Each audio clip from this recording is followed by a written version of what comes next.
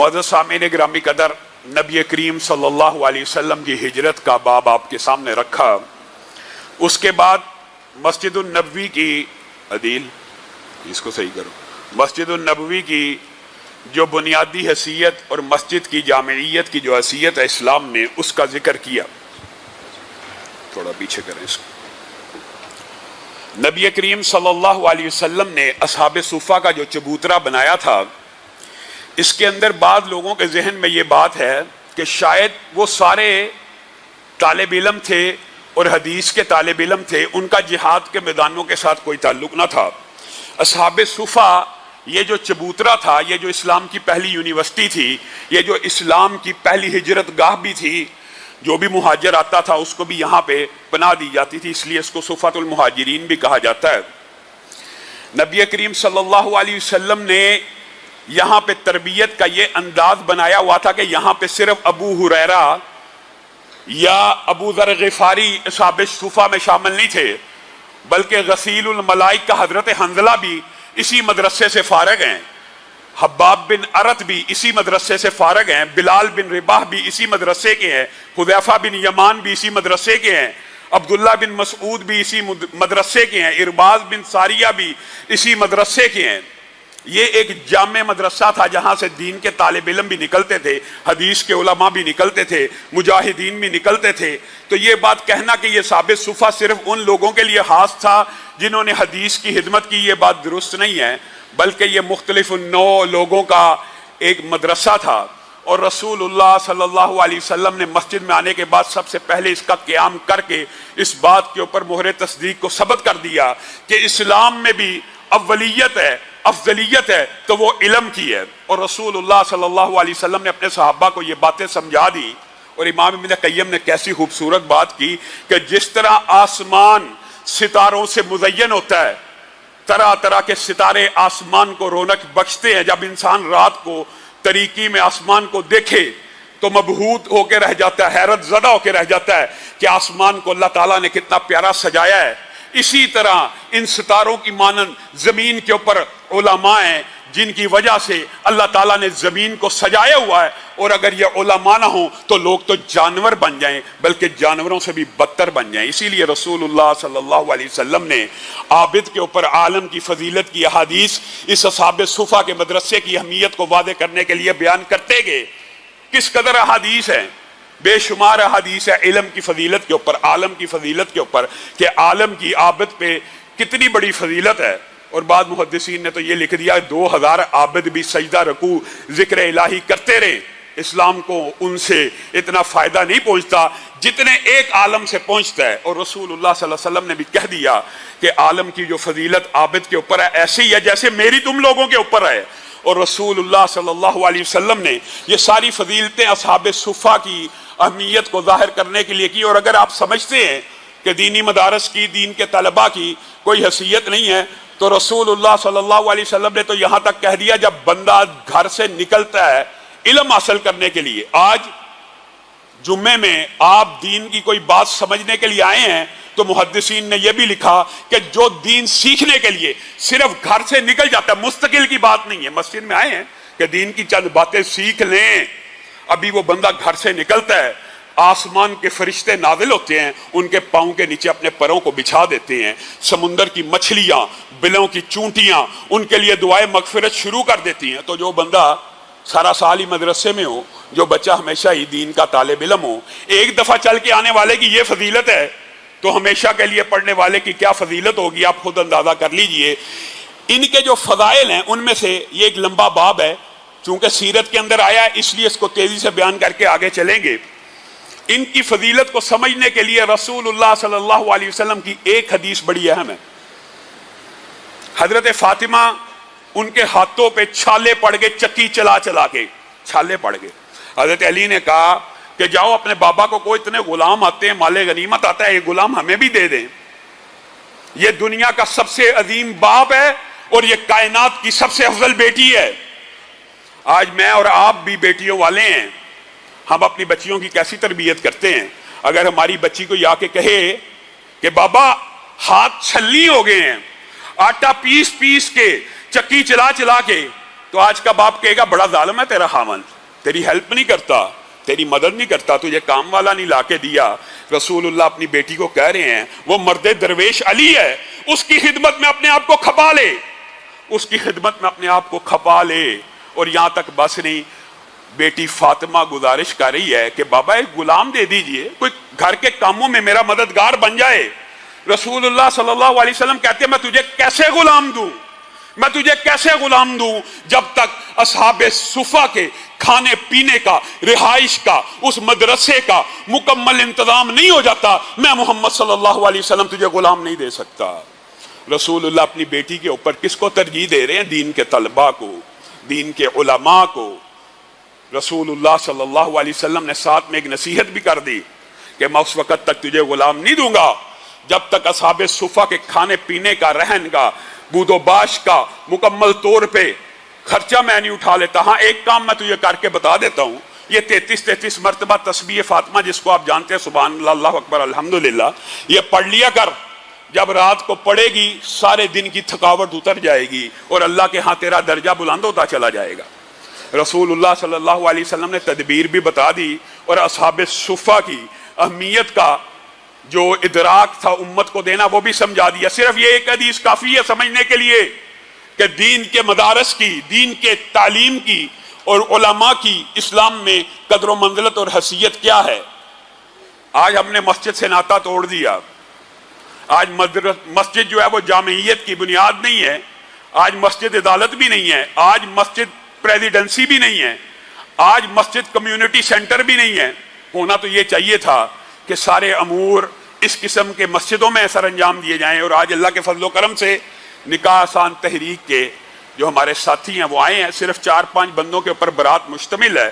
انشاءاللہ خطبہ جمعہ کی نماز کے بعد اس بچے کا نکاح بھی ہوگا اور اس کو ہم داد بھی پیش کرتے ہیں۔ اور یہ کام اصولی طور پر امیر لوگوں کے اوپر واجب ہے کہ آپ اپنے بیٹوں کو، جب آپ اپنے بیٹوں کا نکاح کرتے ہیں تو بیٹی والوں کے اوپر بوجھ مت ڈالیے۔ اگر آپ نہیں ڈالیں گے تو پھر غریب لوگ خود بہت سمجھ جائیں گے۔ غریب بیٹیاں آہیں بھرتی ہیں، سسکیاں بھرتی ہیں۔ وہ 17 لاکھ کا فنکشن ہوا ہے، وہ 18 لاکھ کا فنکشن ہوا ہے، میرا کھانا بابا کیسے پکے گا، میرا انتظام برات کا کیسے کیا جائے گا؟ برات کا اسلام میں کوئی کنسپٹ موجود نہیں ہے، کوئی لفظ برات کا موجود نہیں ہے۔ آئیں لے کے چلے جائیں۔ انشاءاللہ سیرت کے باب میں اس کو بھی جہاں جہاں یہ بات آئے گی اس کو بیان کریں گے۔ انشاءاللہ آپ سب ساتھیوں نے 2-4 منٹ کے لیے ان کی گفتگو بھی سننی ہے اور اس کے بعد انشاءاللہ جمعے کے بعد یہاں پہ نکاح بھی ہوگا۔ اور یہی اصول ہے مسجد کا، نکاح بھی مسجد میں، جنازہ بھی مسجد میں۔ یہ کمیونٹی سینٹر ہے۔ یہ آپ نے شادی ہال کے اوپر تو 17 لاکھ روپیہ دے دیتے ہیں، لیکن مسجد جو فری ہے، جو ہال بنے ہوئے ہیں، جو فیسیلٹی ہر چیز کی موجود ہے، وہاں پہ آپ مفت نکاح پڑھانے کو تیار نہیں ہیں۔ یہ آپ اپنے ضمیروں کو ٹٹولیے، اپنے گریبانوں میں جھانکیے کہ یہ جو تکلفات ہیں یہ تو ہم نے خود ایجاد کیے ہیں، یہ جو باتیں ہیں یہ تو ہم نے خود گڑھی ہیں۔ یہ برے صغیر کا جو معاشرہ ہے، یہ کچھ باتیں روایات بھی ہیں اس علاقے کی۔ عرب ممالک میں بھی بہت زیادہ شور و غوغا ہوتا ہے، لیکن کوئی شادی سادگی سے کرنا چاہے مسجد سے تو ہو جاتی ہے۔ یہاں پہ جو مسجد سے شادی کر کے چلا جائے، مسیتڑ ہے، ملا ہے، صوفی ہے، اس کو تو طرح طرح کے تانے سننے پڑتے ہیں۔ لیکن یہ کنسپٹ، یہ کام کب پروان چڑھے گا؟ جب اچھے کھاتے پیتے گھرانوں کے لوگ اس کام کو آگے بڑھائیں گے اور اپنے بچوں کی شادیاں خاص طور پر ولیمہ کرنا چاہیے۔ ولیمہ آپ جس مرضی ہوٹل میں کریں، جیسے مرضی کر لیں، اول تو وہ بھی اسراف ہے، لیکن آپ کریں، لیکن کم از کم برات کا بوجھ بچی والوں کے اوپر نہیں ڈالنا چاہیے۔ نبی کریم صلی اللہ علیہ وسلم نے پہلا خطبہ آپ کے سامنے رکھا تھا رسول اللہ صلی اللہ علیہ وسلم کا۔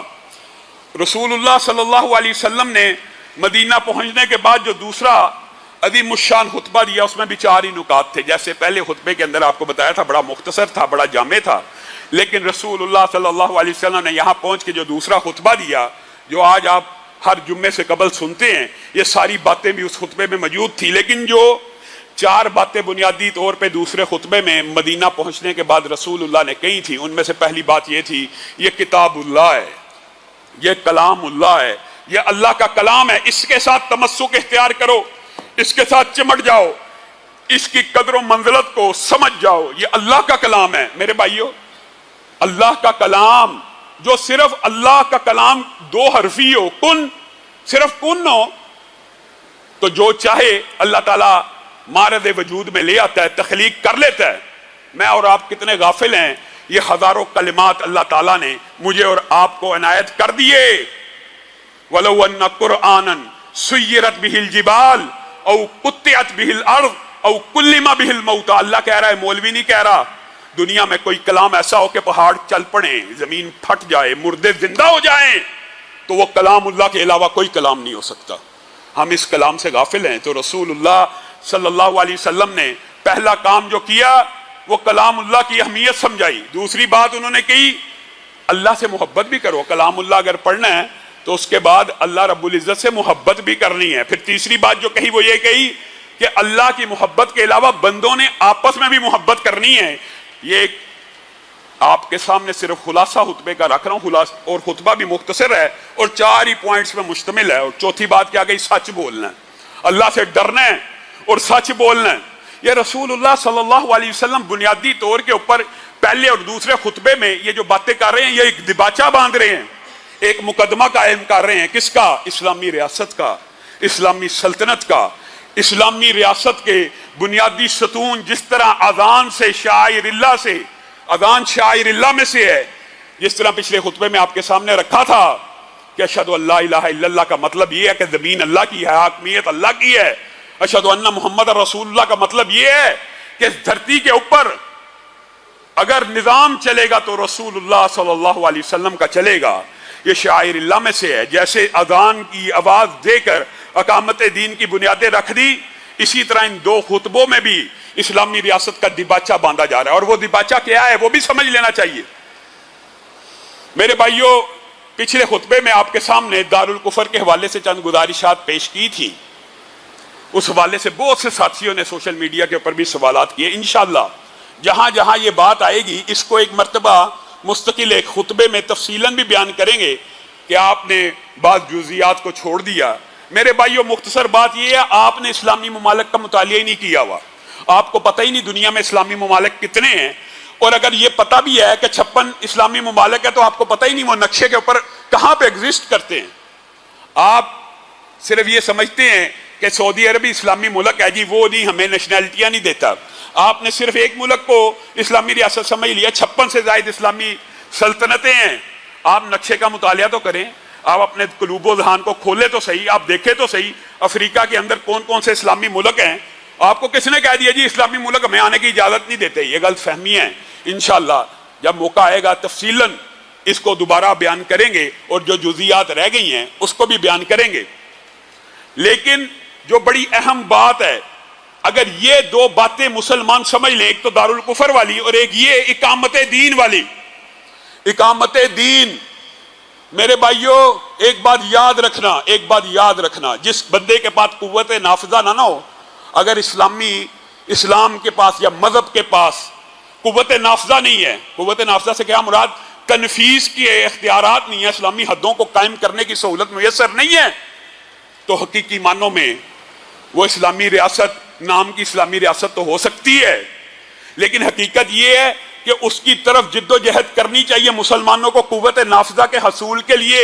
وجہ کیا ہے؟ وجہ یہ ہے دنیا کا جتنا علم ہوتا ہے، دنیا کی جتنی ایکسپرٹیز ہوتی ہیں، وہ قوت نافذہ کے سامنے سرنڈر ہو جاتی ہیں۔ ایک بندہ سائنسدان ہے، ایک بندہ ڈاکٹر ہے، عام فہم کر کے آپ کو سمجھاتا ہوں، ایک بندہ سائنسدان ہے، ایک بندہ ڈاکٹر ہے، ریاست اسلامی ہے، اسلامی ریاست اس کو حکم دے گی، وہ اپنی سروسز دینے پہ مجبور ہے۔ اگر وہ نہ بھی چاہتا ہو اور اگر آپ کے پاس سلطہ ہی نہیں ہے، قوت نافذہ ہی نہیں ہے، تنفیذ کی طاقت ہی نہیں ہے، تو آپ کا سارا برین ڈرین اسی طرح ہو جائے گا جیسے آج کل ہو رہا ہے۔ جس کے پاس قوت نافذہ ہوتی ہے، معاذ اللہ، علم کی حوصلہ شکنی کی بات نہیں کر رہا، صرف آپ لوگوں کو سمجھانے کی بات کر رہا ہوں کہ علم بہت اہم ہے، لیکن قوت نافذہ اسلام میں سے زیادہ اہم ہے، کیونکہ اگر قوت نافذہ ہوگی آپ دنیا بھر کے علماء کو اپنی ریاست میں اکٹھا کر سکتے ہیں، ان کو مشاہرہ دے کے ان کی ایکسپرٹیز سے فائدہ اٹھا سکتے ہیں۔ اسی لیے رسول اللہ صلی اللہ علیہ وسلم نے کہہ دیا تھا کلا ان القوت الرمی، بے شک سپر پاور قیامت تک وہی رہے گا جس کے بعد قوت نافذہ ہوگی، جس کے پاس ہتھیار سب سے اچھے ہوں گے۔ مسلمان اگر رسول اللہ صلی اللہ علیہ وسلم کی ان باتوں کے اوپر غور کر لیں کہ قوت نافذہ ہی اسلام کا اصل مقصد ہے۔ ہاں، انفرادی طور پہ اسلامی زندگی گزارنا بھی انسانیت کی تحلیق کا مقصد ہے، اس سے انکار نہیں ہے۔ اب اگر قوت نافذہ نہیں مل رہی تو اس کا مطلب یہ نہیں ہے کہ میں نے اور آپ نے اسلامی احکامات کے اوپر عمل نہیں کرنا۔ ٹھیک ہے، اسلامی احکامات کے اوپر عمل کرنا بھی انسانی تحلیق کا ایک مقصد ہے، لیکن مسلمان امت کا سب سے پہلا جو فریضہ ہے وہ یہ ہے کہ اسلامی ریاست کے قیام کی ہر وقت جد و جہد میں لگے رہا کرے۔ جب تک اسلامی ریاست قائم نہیں ہوگی، قوت نافذہ نہیں ہوگی، اسلامی احکامات کی تنفیذ کی پاور آپ کے پاس نہیں ہوگی، تو آپ یہ سمجھ لیں کہ آپ نے صحیح معنوں میں جو تحلیق کا حق ہے وہ ادا نہیں کیا۔ یہ باتیں بڑی عام فہم ہیں، لیکن امت کے علماء اس حوالے سے بات کرنا چھوڑ چکے ہیں۔ کیوں؟ اگر آپ جد و جہد کریں گے، جتنی جد و جہد کرتے چلے جائیں گے اتنا آپ کا پریشر گروپ بڑھتا جائے گا، اسلامی قوانین کے خلاف قوانین منظور نہیں ہوں گے۔ یہ آپ بکھرے ہوئے ہیں، یہ آپ منتشر ہیں، جس کی وجہ سے یہ سارے معاملات ہو رہے ہیں۔ اور رسول اللہ صلی اللہ علیہ وسلم جو دباچہ باندھ رہے ہیں، اللہ سے محبت کے بعد دوسرا لفظ کیا کہا؟ آپس میں محبت کرو۔ یہ کس چیز کا دباچہ تھا؟ انما المؤمنون اخوہ کا دباچہ رسول اللہ نے دوسرے خطبے میں ہی باندھ دیا۔ اور ایک طرف رسول اللہ حدیث بیان کر رہے ہیں، لا تباغضوا ولا تحاسدوا ولا تدابروا وكونوا عباد اللہ اخوانا، آپس میں حسد بغض نہ کرو، ایک دوسرے سے منہ مت پھیرو، اللہ کے بندے بن جاؤ۔ ایک طرف رسول اللہ یہ حکم دے رہے ہیں، دوسری طرف اسے سے ملتی جلتی آیات اللہ بھی نازل کرتا چلا جا رہا ہے۔ وَاعْتَصِمُوا بِحَبْلِ اللَّهِ جَمِيعًا وَلَا تَفَرَّقُوا وَاذْكُرُوا نِعْمَةَ اللَّهِ عَلَيْكُمْ إِذْ كُنْتُمْ أَعْدَاءً فَأَلَّفَ بَيْنَ قُلُوبِكُمْ فَأَصْبَحْتُمْ بِنِعْمَتِهِ إِخْوَانًا۔ یہاں رسول اللہ کہہ رہے ہیں کہ مسلمان کا بھائی ہے، وہ اس کے اوپر ظلم نہیں کرتا، وہ اس کا ساتھ دیتا ہے، وہ اس کی مدد میں لگا رہتا ہے۔ جب تک وہ اس کی مدد میں لگا رہتا ہے، اللہ اس کی مدد میں لگا رہتا ہے۔ جب تک وہ بندہ مسلم کسی مسلمان کی مدد میں لگا رہتا ہے، اللہ اس کی مدد میں لگا رہتا ہے۔ کوئی بندہ مسلم کسی مسلمان کی جب مصیبت کو یا مشکل کو دور کرتا ہے، یہ حدیث رسول ہے، اللہ آسمان کی بلندیوں سے اس بندے کی مشکلات دور کرنا شروع کر دیتا ہے۔ جب بندہ مسلم اپنے کسی مسلمان بھائی کے عیبوں کی پردہ پوشی کرتا ہے تو اللہ آسمان کی بلندیوں سے اس بندے کے عیبوں کی پردہ پوشی کرنا شروع کر دیتے ہیں۔ یہاں پہ رسول اللہ صلی اللہ علیہ وسلم اس طرح کی احادیث بیان کر رہے ہیں، اوپر سے قرآن کی آیتیں بھی اسی طرح کی نازل ہوتی چلی جا رہی ہیں کہ اس اللہ کی نعمت کو یاد کرو جب تم آپس میں ایک دوسرے کو کاٹ کھانے کو دوڑتے تھے، اللہ تعالیٰ نے اس دین کی وجہ سے تمہیں ایک کر دیا، تمہارے دلوں میں محبت کو ڈال دیا۔ یہ کس چیز کا دباچہ ہے؟ یہ مواخات مدینہ کا دباچہ ہے۔ رسول اللہ صلی اللہ علیہ وسلم نے ان حدیث کو بیان کرنے کے بعد، قرآن پاک کی ان آیتوں کو بیان کرنے کے بعد، ایک عظیم الشان بنیاد رکھی مدینہ کے اندر۔ ریاست کا پہلا پلر، ریاست کے قائم ہونے کا پہلا جو ستون تھا وہ کیا تھا؟ وہ یہ تھا کہ تم آپس میں بھائی بھائی ہو۔ مسلمانوں، یہ نہ سوچنا انصاریوں کہ تم انصاری ہو اور یہ مہاجر ہیں، یہ نہ سوچنا کہ ہم آپس میں بھائی نہیں ہیں، بلکہ پھر رسول اللہ صلی اللہ علیہ وسلم نے جب کہہ دیا کہ مسلمان آپس میں بھائی بھائی ہیں، مومن آپس میں بھائی بھائی ہیں، جب یہ باتیں کر دی، پھر رسول اللہ صلی اللہ علیہ وسلم نے ایک درجہ اور آگے کا سٹیپ لیا، اور وہ سٹیپ کیا تھا؟ رسول اللہ صلی اللہ علیہ وسلم نے بعض صحابہ کی آپس میں اخوت قائم کی۔ ویسے تو مسلمان سارے ہی ایک دوسرے کے بھائی بھائی ہیں، میرے بھائیوں، یہ باتیں آپ نے سنی ہوں گی، مسلمان بھائی بھائی ہیں، لیکن آپ نے اس کی گہرائی کے اوپر غور نہیں کیا۔ یہ رسول اللہ صلی اللہ علیہ وسلم کی جو تبلیغ ہے، جو محنتیں ہیں، اس کی پہلی بنیاد یہ ہے کہ تیری میری محبت اللہ کے لیے ہونی چاہیے، تیرا میرا رشتہ اللہ کے لیے ہے، تیرا میرا اگر عقیدت و احترام کا رشتہ بھی ہے تو ذات کی وجہ سے نہیں، اللہ کے لیے ہونا چاہیے۔ ہمیں ایک دوسرے کا مددگار دین کی وجہ سے ہونا چاہیے، ہم ایک دوسرے کی مشکل دور کریں اللہ کی رضا کے لیے، ہم ایک دوسرے کے عیبوں کی پردہ پوشی کریں اللہ کے لیے۔ ہر کام میں اللہ کی اگر ہم موجودگی اور پریزنس اور ایگزسٹنس کو مد نظر رکھیں گے تو نبی کریم صلی اللہ علیہ وسلم نے یہاں تک کہہ دیا کہ پھر جو دو محبت کرنے والے ہوں گے قیامت کے دن ان کو آواز پڑے گی، کہا ہے اللہ کے لیے محبت کرنے والے آ جائیں، ان کے لیے یہ نور کے ممبر قائم کیے ہوئے ہیں، یہاں پہ بیٹھ کے قیامت کی ساری کاروائی دیکھنا شروع کر دیں۔ اللہ ہمیں ایک دوسرے سے اللہ کے لیے محبت نصیب فرمائے۔ اور یہ چھوٹی بات نہیں، ہم یہ سمجھتے ہیں چھوٹی بات ہے۔ رسول اللہ صلی اللہ علیہ وسلم نے کہا اللہ کے لیے محبت کرنے والے دلوں کو ایک تو اللہ تعالیٰ ویسے ہی قیامت کے دن معاف کرے گا، اور پروٹوکول یہ دے گا، نور کے ایسے ایسے ممبر ہوں گے کہ جن کے اوپر جب ان کو بلایا جائے گا نا کہ یہاں پہ بیٹھ کے کاروائی دیکھو قیامت کے دن کیسے حساب کتاب ہوتا ہے، تو انبیاء ان نور کے ممبروں پہ رشک کرنا شروع کر دیں گے۔ یہ بات نہیں کہ انبیاء کا مقام اس سے نیچے ہوگا، نہیں، یہ صوفیوں کا فلسفہ تو ہو سکتا ہے، انبیاء ہر حالت میں امتیوں سے اعلیٰ ہیں، لیکن رشک کیوں کریں گے کہ انہوں نے کیا کام کیا جو اتنے اونچے نور کے ممبر عرش کے قریب اللہ نے عطا کر دیے۔ انبیاء کو بھی یہ بتایا جائے گا یہ اللہ کے لیے ایک دوسرے سے محبت کرتے تھے۔ بس اکیلی اللہ کے لیے محبت کرنے سے اگر یہ اجر و ثواب ملتا ہے تو اللہ کے لیے بھائی بھائی بن جانے سے کیسا اجر و ثواب ملے گا؟ محبت تو ابتدا ہوتی ہے بھائی بننے کی، بھائی کا رشتہ تو محبت سے آگے کا رشتہ ہے۔ تو رسول اللہ صلی اللہ علیہ وسلم نے یہ سارا دباچہ باندھنے کے بعد مواخات مدیدہ کی بنیاد رکھ دی۔ کیا کہا؟ عبد الرحمن ابن عوف تیرا بھائی آج کے بعد سعد بن ربیع ہے، ابو عبیدہ ابن جراح تیرا بھائی آج کے بعد سعد بن معاذ ہے، عمار بن یاسر تیرا بھائی آج کے بعد حذیفہ بن یمان ہے، سلمان فارسی تیرا بھائی ابو درداء ہے۔ اور اگر ان عظیم الشان نفوس کی، ان نفوس قدسیہ کا ذکر آیا تو آپ حیران رہ جائیں گے کہ ان صحابہ نے جب رسول اللہ سے یہ بات سنی، عبد الرحمن ابن عوف نے اور سعد بن ربیع نے جب یہ بات سنی کہ رسول اللہ نے ہمیں آپس میں سگے بھائی جیسا کر دیے۔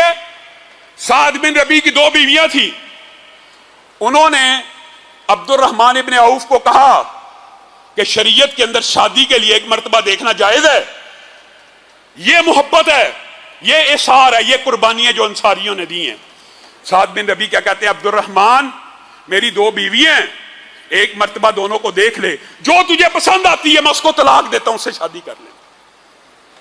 عبد الرحمن ابن عوف نے کہا یہ نہیں ہو سکتا، مجھے بازار کا رستہ دکھا، مجھے رہنے کو کچھ دیر کے لیے جگہ دے، میں تاجر آدمی ہوں، میں محنت مزدوری کرتا ہوں، میں انشاءاللہ کمائی کر لوں گا۔ لیکن انصار نے قربانی دینے سے کوئی گریز نہیں کیا، یہ تو عبد الرحمن ابن عوف نے انکار کر دیا اور کہا بازار کا رستہ دو۔ اور بات آئی ہے تو یہ بھی سن لیجئے، ابھی آپ کے سامنے ایک بات رکھی تھی، عبد الرحمن ابن عوف نے کچھ عرصہ گزرا، رسول اللہ صلی اللہ علیہ وسلم کی نظر پڑ گئی عبد الرحمن ابن عوف پہ۔ رسول اللہ صلی اللہ علیہ وسلم نے کہا تیرے کپڑے بڑے اجلے ہیں، خوشبو کے آثار بھی نظر آتے ہیں اور رنگ بھی لگایا ہوا ہے، کہیں شادی تو نہیں کر لی؟ آج ہم شادیاں کیسے کرتے ہیں؟ پورے تمتراک سے، پورے بینڈ باجے کے ساتھ، اور یہ صحابی رسول ہے، یہ مہاجر ہے، یہ رسول اللہ کا قریبی ہے، شادی بھی کر لی ہے، رسول اللہ کو خبر نہیں ہے، لیکن رسول اللہ اندازہ لگا رہے ہیں کہ اس نے شادی تو نہیں کر لی۔ عبد الرحمن ابن عوف نے کہا ہاں جی اللہ کے رسول شادی کر لی ہے۔ کس سے کی ہے؟ انصار کی ایک عورت سے۔ یہاں پہ رسول اللہ نے دین کا کلیہ بیان کیا۔ ٹھیک ہے، شادی پہ ایک محبت تو ہوتی ہے یارو دوستوں میں، بعد نے یہ بھی بات لکھی، لیکن میں مفہوماً آپ کے سامنے رکھ رہا ہوں، نکاح تو کر لیا ہے، نکاح میں تو مجھے بلایا نہیں، اب ولیمہ کر۔ جو بھی بندہ نکاح کرے اسلام کی بنیاد یہ ہے کہ وہ ولیمہ کرے، اور ولیمے میں اپنے دوستوں کو بلائے، اپنے اعزاء و اقارب کو بلائے، جو جی چاہے جتنی پسری ہے جتنی استطاعت ہے بلا لے، ولیمے میں بلائے، ولیمے میں بلائے۔ آج ہم الٹی گنگا بہتی ہے، برات کے اندر ویگنیں بھی آ رہی ہیں، بسیں بھی آ رہی ہیں، اور ولیمے کے دن جی فلاں رشتہ دار کو یہ مسئلہ پڑ گیا تھا، فلاں بلایا ہی نہیں، اپنی باری آئی تو بلایا بھی نہیں، اور برات جانی ہے تو فلائنگ کوچیں بھر بھر کے آ رہی ہیں، بسیں بھر بھر کے آ رہی ہیں۔ یہ عبد الرحمن ابن عوف، ان کی مواخات ہوئی، چند دنوں میں اللہ تعالیٰ نے ایسی برکت ڈالی، امیر ہو گئے، مدینہ میں بھی امیر۔